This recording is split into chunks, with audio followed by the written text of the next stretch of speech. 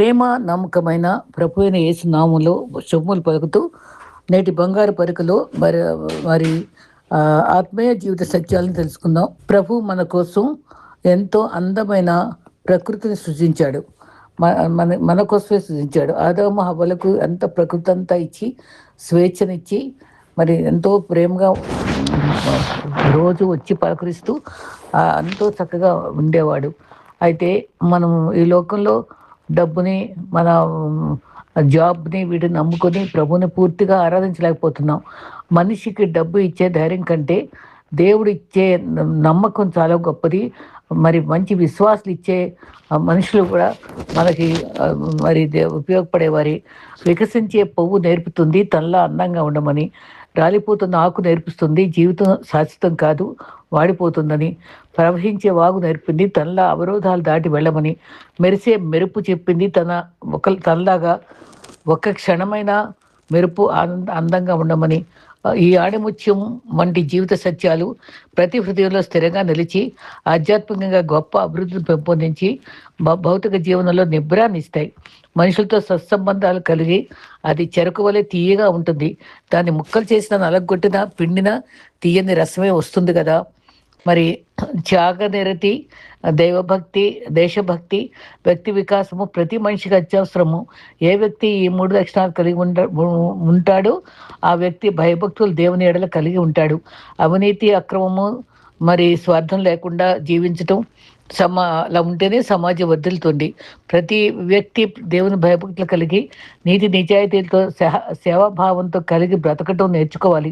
యేసుక్రీస్తు చెప్పినట్టుగా నీ పొరుగువారిని ప్రేమించాలి. పొరుగువారిని ప్రేమించడం అంటే సమాజాన్ని ప్రేమించడం.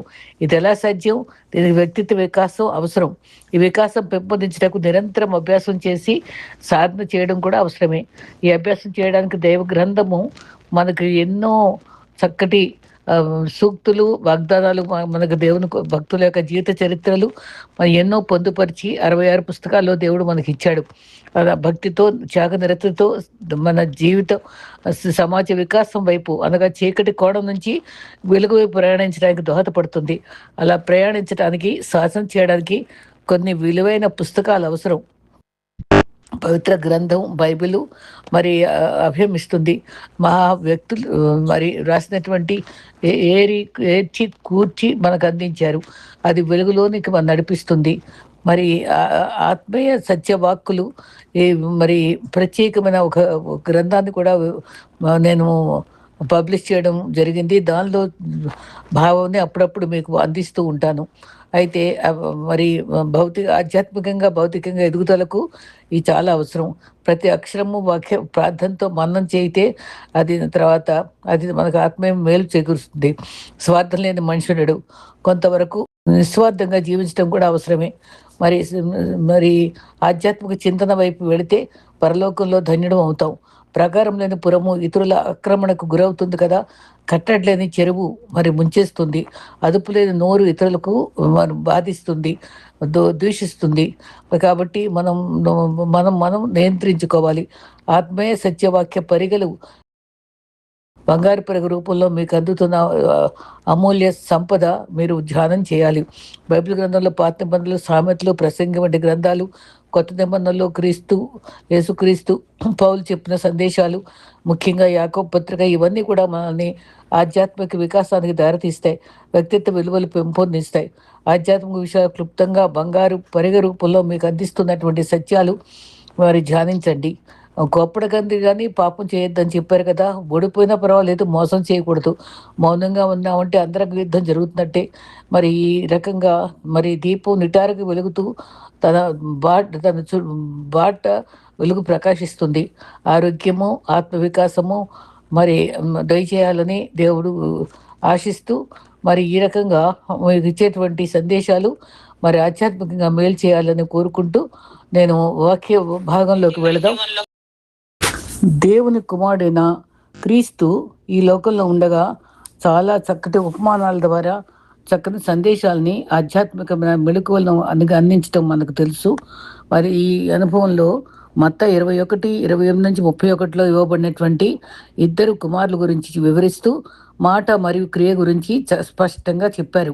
ఒక మనిషికి ఇద్దరు కుమారులు ఉన్నారు. అతడు మొదట వాని వద్దకు వచ్చి కుమారుడా, నేడు పోయి ద్రాక్ష తోటలో పని చేయమని చెప్పగా వాడు పోను అని ఉత్తరం ఇచ్చాను, కానీ పిమ్మట మనసు మార్చుకుని పోయాడు. అసలు రెండవ వాని వద్దకు వచ్చి ఆ ప్రకారమే చెప్పగా వాడు అయ్యా పోదును అనెను, కానీ పోలేదు. ఇద్దరిలో ఎవడు తండ్రి ఇష్ట ప్రకారం చేసిన వాడని వారిని అడిగాను. అందుకు వారు మొదటివాడే అనిరి.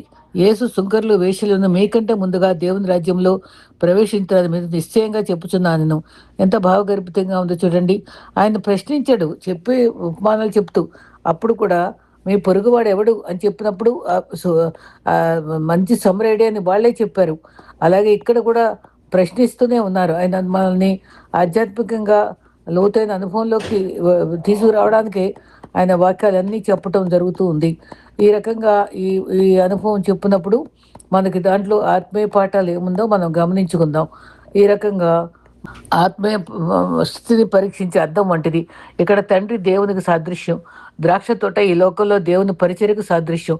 తండ్రి పిలుపు వ్యక్తిగత బాధ్యత, ద ఫాదర్స్ కాల్, పిలుపు స్వభావం. తండ్రి ప్రతి కుమారుని దగ్గరకు వ్యక్తిగతంగా వెళ్ళాడు. కుమారుడా, పోయి ఈ దినమున నా ద్రాక్ష తోటలో పని చేయి అన్నాడు. మత్తయి 21:28 అన్వయం చేసుకుంటే దేవుడు నిన్ను వ్యక్తిగతంగా పిలుస్తున్నాడు. సేవ చేయడానికి ఇది తగిన సమయం. 2 కొరింథీ 6:2 రేపటికి వాయిదా వేయడానికి ఇది మన సొంత తోట కాదు, ఆయన ద్రాక్ష తోట.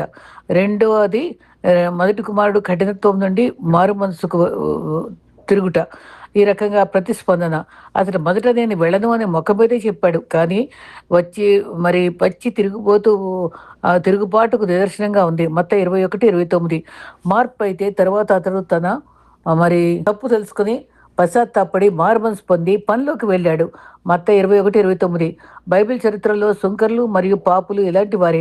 మొదటి వారు దేవుని నియమాలను అతిక్రమించిన మరి యోహాను బాప్తిసం ఇచ్చే వారి మాటలు విని మారుమనసు పొందారు. మత్తయి 21:32 రెండో కుమారుడు వేషధారణతో కూడిన విధేయత, హిపోక్రిటికల్ సర్వెంట్.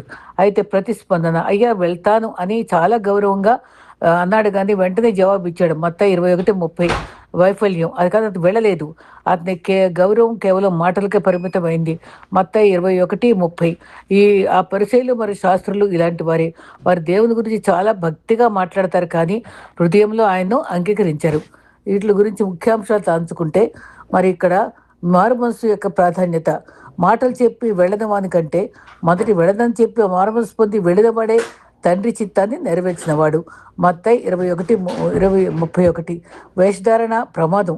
పైకి అయ్యా పిలిచినంత మాత్రాన పరలోక రాజ్యంలో ప్రవేశం ఉండదు, కానీ తండ్రి చిత్తం చేయవాడే ప్రవేశిస్తాడని మత్తయి 7:21 చెప్పారు. తీర్పు, మారుమనసు పొందిన పాపులు శాస్త్రుల కంటే ముందుగా దేవుని రాజ్యంలో ప్రవేశిస్తారు. మత్తయి 21:31 ముగింపు ప్రార్థన. పరిశుద్ధుడైన తండ్రి, నీ పిలుపుకు మేము కేవలం పెదవులతో కాకుండా క్రియలతో స్పందించేగా చేయండి. వేషధారాన్ని విడిచిపెట్టి హృదయపూర్వకంగా మారుమనసుతో నీ పరిచర్యలో పాలు పంచుకునే భాగ్యాన్ని మాకు ప్రసాదించండి. మాటలు చెప్పేవారంగా కాక నీ చిత్తాన్ని నెరవేర్చే కుమారులుగా మమ్మల్ని నడిపించమని యేసు నామములో వేడుకొంచున్నాము. నేను ఈ అనుభవాలన్నీ నేను సైతం మరి క్రీస్తు పాదాల చెంత అనేటువంటి ఈమెయిల్ ద్వారా వారి యొక్క భక్తుల యొక్క సందేశాలని నేను మీకు అందించడం, మరి వారికి నేను కృతజ్ఞతలు చెప్పుకుంటాను. ఇంకొక ఉపమానం కూడా ఉంది. మరి యేసు ప్రభు ఉపమానాల ద్వారా, ధ్యానాల ద్వారా మనకెంతో మేల్కొల్పిచ్చారు. ఇద్దరు అప్పుల వారి ఉపమానం, కృప మరియు కృతజ్ఞత. లూకా 7:41-43 క్లుప్తంగానే ఉంది. నేపథ్యం, ఒక పరిచయుడైన సీమోను యేసుని భోజనానికి పిలిచాడు. అక్కడ ఒక పాపాత్మురైన స్త్రీ వచ్చి యేసు పాదాలను తన కన్నీళ్లతో కడిగి తల వెంట్రుకలతో తుడిచి అత్తరు పూసింది. సీమోను ఒక మనసులో ఆమెను అసహించుకున్నప్పుడు యేసు అతని హృదయాన్ని ఎరిగి ఈ ఉపమానం చెప్పారు. యేసు మన బాహ్యక్రియల కంటే అంతరంగ క్రియ ఆలోచనలు చూస్తాడు. ఉపమానంలో పాత్రలు ఎవరంటే అప్పుల వాళ్ళు ఉన్నారు. తర్వాత ఈ ఉపమానం మనం బాగా గమనించుకుంటే మరి చాలా అర్థవంతమైనటువంటి లోతైన భావాలు ఉంటాయి కాబట్టి మనం గమనించుకుందాం. ఈ రకంగా మరి ఈ మరొక ఉపమానం కూడా ప్రభు చెప్పారు. దానిలో కూడా చాలా చక్కటి భావాలు ఉన్నాయి. అప్పు ఇవ్వడానికి ఇద్దరు అప్పు వారు ఉండేది. అయితే ఆ మనం కూడా మనం చెప్పుకుందాం. అయితే ఇక్కడ మరి మనం చెప్పుకున్న విధంగా అప్పుల వారికి ఇద్దరు అప్పుల వారు ఉన్నారు. ఒకడు 500 దేనారాలు, మరి ఒకడు 50 దేనారాలు అప్పు పడ్డారు. లూకా 7:41. ఆ దేనారం అంటే ఆ కాలంలో దేనారం అంటే ఒక కూలివాని ఒక రోజు వేతనము. 500 దేనారాలు అంటే సుమారు 1.5 సంవత్సరాల కష్టం. అది పెద్ద అప్పే. 50 దేనారం సుమారు 2 తెల్ల కష్టం మాత్రమే. అది చిన్న అప్పు. ఇక్కడ అప్పు అంటే పాపం. ప్రతి మనిషి దేవునికి అప్పుపడి ఉన్నాడు. ఒకడు ఎక్కువ పాపం చేసి ఉండవచ్చు, ఆ స్త్రీ వలె. మరొకరు తక్కువ పాపం చేసి ఉండొచ్చు, సీమోను వలె. కానీ ఇద్దరు కూడా మరి చెల్లించలేని స్థితి. మరి అప్పు తీర్చడానికి వారికి శక్తి లేనందున లూకా 7:42. ఈ ఉపమానంలోని కీలకమైన పాయింట్ ఏంటంటే అప్పు 500 50 అయినా తీర్చడానికి వారి వద్ద ఏమీ లేదు. మనం చేసి చిన్న పాపమైనా పెద్ద పాపమైనా మన స్వంత పుణ్యక్రియల ద్వారా దాన్ని కడగలేము. రక్షణ విషయంలో మనిషి సంపూర్ణంగా నిస్సహాయుడు. ఎఫ్ఎస్సి 2:8-9. కృపచేతనే రక్షించబడి ఉన్నారు, అది మీ వల్ల కలిగింది కాదు, దైవ క్షమాపణ, ఉచిత కృప. ఆయన ఇద్దరిని ఉచితంగా క్షమించాడు. లూకా 7:42. గ్రీకు పదం. ఇక్కడ క్షమించిన అనే పదానికి గ్రీకులో ఒక అర్థం ఉంది. ఈ రకంగా మరి మరి ఈ సంపూర్ణమైన రద్దు అది దేవుని కృపకు నిదర్శనం, ప్రేమ యొక్క కొలత, అది మెజర్ ఆఫ్ లవ్. కాబట్టి వారిలో ఎవడు ఆయనను ఎక్కువగా ప్రేమించిన లూకా 7:42. సిమోను ఎక్కువగా క్షమించిన వాడే అని నాకు అనిపించింది అని చెప్పాడు. అప్పుడు ఆయన, నువ్వు సరిగా తీర్పు అక్కడ ప్రశ్నలు అడుగుతాడండి క్రీస్తు ఎంతో ఇంట్రెస్టింగ్గా. నువ్వు సరిగా తీర్పు తీర్చితివి అని చెప్పాడు. లూకా 7:43. ఎవరికి ఎక్కువగా క్షమాపణ లభించిందని వారు భావిస్తారో వారు దేవునికి అంతగా ఎక్కువ ప్రేమిస్తారు. సీమోన్ సమస్య. సీమోన్ తను నీతిమంతుడిగా భావించుకున్నాడు, అప్పు తక్కువ అనుకున్నాడు. అందుకే యేసుప్రభు ప్రేమ చూపలేదు. స్త్రీ స్పందన, తన పాప భారం పెరిగిపోయింది, అందుకే కన్నీళ్ళతో తొడవటం జరిగింది. ఆ క్షమాపణలోనే మనం మాధుర్యం మనకు తెలుస్తుంది. అహంకారం ఉండకూడదు, వినయం ఉండాలి. పరిచయుడైన సీమోను వలె మనం పైపై నీతిమంతులంగా భ్రమపడితే దేవుని ప్రేమను ఆస్వాదించలేము. సేవ మరియు కృతజ్ఞత. మన సేవ దేవుని మీద ఉన్న ప్రేమతో చేయాలి తప్ప అప్పు తీర్చడానికి చేసే ప్రయత్నంలా ఉండకూడదు. ఎందుకంటే అప్పు అప్పటికే క్రీస్తు రక్తం ద్వారా రద్దు చేయబడింది. ఆ ఇద్దరు అప్పు వారి ఉపమానం క్షమాపణ గురించి అత్యంత లోతైన పాఠం. సీమోన్ తన అతిథికి ఇవ్వాల్సిన కనీస మర్యాదలు, నీళ్లు, ముద్దు, నూనె, ఇవన్నీ ఇవ్వలా. ఆమె సర్వస్వం అర్పించింది. ఈ రకంగా ఈ ఉపమానం ద్వారా ప్రభు మనకు నేర్పించే పాఠము గ్రహించుకుందాం. తర్వాత ఉపమానం ఇంకొకటి ఉంది, ద్రాక్ష తోట పనివారి ఉపమానం. అది మత్తయి 21-16 వరకు. యజమాని ఆరాటం, ద ఓనర్స్ ప్యాషన్. ఈ ఉపమానంలో యజమాని దేవుడు మొత్తం 5 సార్లు పనివారి కోసం బయలుదేరాడు. తెల్లవారుజామున 6 గంటలకు, 9 గంటలకు, 12 గంటలకు, 3 గంటలకు, సాయంత్రం మరి 5 గంటలకు కూడా. మత్తయి 20:6 నుంచి. మర్మము, ఒక ఆత్మ కూడా నశించిపోకూడదని, ప్రతి ఒక్కరిని తన పరిచర్యలో అవకాశం ఇవ్వాలని దేవుడు నిరంతరం వెతుకుతూనే ఉంటాడు. ఆయన సందేశం ఆయనే స్వయంగా వెళ్ళాడు. అయితే పని లేక నిలిచి ఉన్నారు. అది ఎవరి తప్పు? యజమాని 11 గంటలకి వెళ్ళినప్పుడు మీరెందుకు ఇక్కడ పని లేక నిలిచి ఉన్నారు అడిగితే వారు ఏమన్నాడు? ఎవడనో మమ్మల్ని కూలికి పిలవలేదు అని చెప్పారు. మత్తయి 27. అయితే సేవకుల పాఠం ఏంటంటే, మరి లోకంలో ఇంకా రక్షించబడిన వారు, పరిచర్యలోనికి రాని వారు చాలా మంది ఉన్నారు. వారికి అవకాశం లభించలేదేమో. మరి వారిలో పనిచేసి ఆసక్తి ఉంది. మనం వారిని తక్కువ అంచనా వేయకూడదు. ప్రతిఫలంలో క్రమశిక్షణ. యజమాని కడపటి వారి మొదలుకొని మొదటి వారి వరకు కూలివ్వమని తన గృహ నిర్వాహకుడికి చెప్పాడు. మత్తయి 28. దేవుడు చివరే వచ్చిన వారికి ముందుగా ఇచ్చి మొదట వచ్చిన వారికి హృదయ స్థితిని పరీక్షించాడు. మనం ఎంత సేవ చేశామన్నది కాదు, ఇతరులు దీవించబడినప్పుడు మన స్పందన ఏమిటి అన్నది దేవుని ముఖ్యం. ఇది చాలా ప్రాముఖ్యమైనది. మనం ఇతరులు ఎక్కువ కంపేర్ చేసుకుంటూ ఉంటాం. మరి వారు ఎంత తక్కువ చేసినా అంత ఎక్కువ ఫలితం వాళ్ళకి ఇస్తున్నాడు దేవుడు. మనం ఎంత సేవ చేస్తే ఇంతేనా అనే భావం వచ్చే వారికి ఈ ఉపమానం చాలా బాగా అర్థమవుతుంది. ఇతరులు దీవించబడినప్పుడు మన స్పందన ఏంటనేది చాలా ముఖ్యంగా దేవుడు గమనిస్తూ ఉంటాడని గ్రహించుకోవాలి. మరి శ్రమ కృపకి తేడా ఉంది. మొదట వచ్చిన వారు తమ పగటి భారంను ఎండను సహించామని చెప్పుకున్నారు. మొత్తం 20 మరి 12. సేవలో మనం కష్టాల్ని మనం లెక్కపెట్టుకోవడం మొదలెడితే దేవుని కృపను మర్చిపోతాం.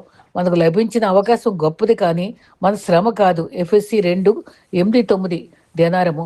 ఒక పవిత్రమైన దేనారము యజమాని మొదట వచ్చిన వారితో ఒక దేనారంను ఒప్పందం చేసుకున్నాడు. అంటే ఆయన మాట తప్పలేదు. ఆ మర్మము దేవుడు మన అన్యాయస్తుడు కాదు.